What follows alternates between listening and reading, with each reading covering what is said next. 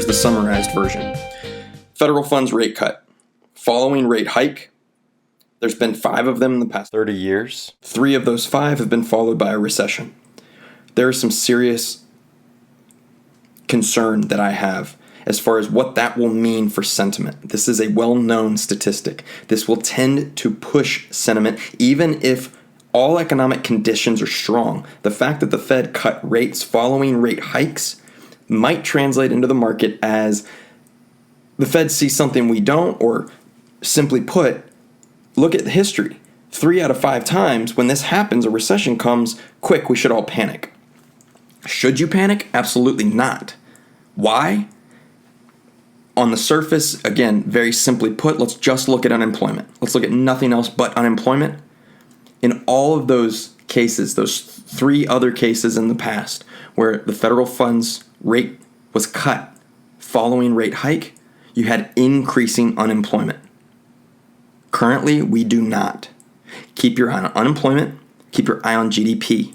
If we start to see these consistently falling in a pattern, it's not up, down, I'm talking down, down, down, down, or down, down, up, down. Okay? But if we see the trend go into a negative space for GDP and a positive or an uptrend on unemployment, then yes, I think you're going to potentially see another recession coming. But I think that the reason that recession will come, as I have said time and time again, there's never one reason that things happen in the markets. There's never just one. It is a bag of marbles. There may be larger and smaller marbles in that bag, but that bag is not just one large marble. It's a bunch of marbles. One of the key largest marbles in that bag is going to be the uncertainty surrounding the election.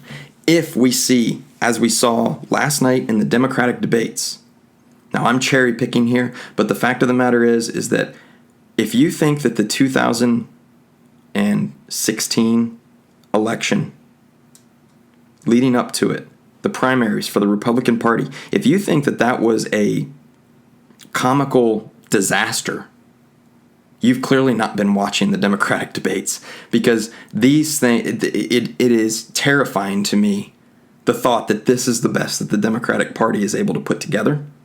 I think that there are some standouts that don't get any attention.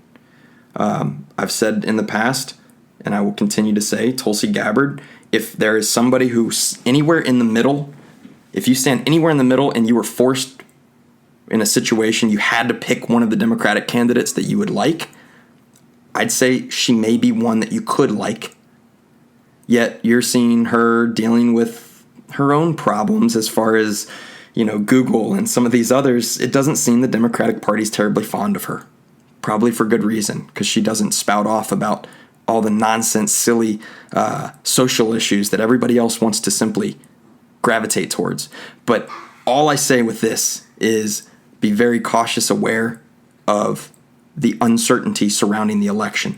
If the Democratic ticket continues to be as wacky and wild as it currently looks, then that's uncertainty to the market. That's all it translates to. It's uncertainty to the markets. The more certainty you get, the better the market will be.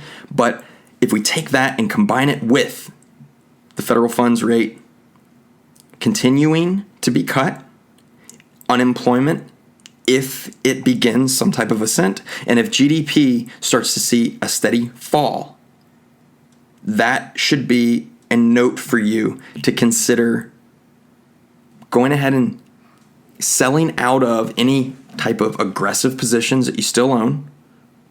Small caps, go ahead and move away from those. They're going to be sensitive to this type of volatility. Emerging markets, get out of those. They're going to be sensitive to this kind of volatility.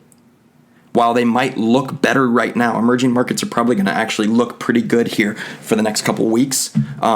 Use this as an opportunity to begin pulling out again if those other conditions start to surface. And then as far as your large caps, be wary of getting into the tech space thinking that I can chase that magic dragon. Right now, tech is one of the industries that is not only dominant in terms of its control over the marketplace because of the big players, the heavy hitters. They take up a lot of the S&P. They take up a lot of the Dow. They take up a lot of, the NASDAQ. Okay, watch out for those because right now they are front and center in the sentiment world as far as the political landscape. There's no secret. The Facebooks, the Googles, Apple tends to stay out of it to some extent, but they're still wrapped up in it. More uncertainty in the Democratic ticket. These companies, typically people see them, even if they're not actually affected by political decisions. The reality is that people think they are. Therefore, they can be squirrely. Stick with those companies that stay out of the news, that stay out, that are big and stable. They don't need to borrow, but if they want to, they can. They don't need to lend, but if they want to, they can. And the fact is that whatever it is that they produce or offer to the marketplace is something that they're needed.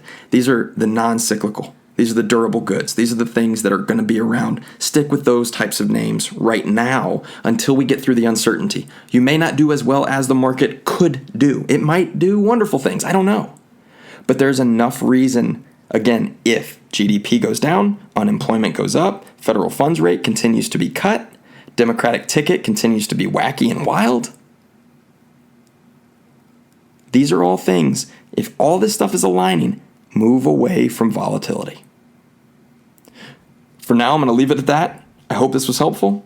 Thank you so much for listening in. And until next time, please, please, please continue sharing the uncommon sense.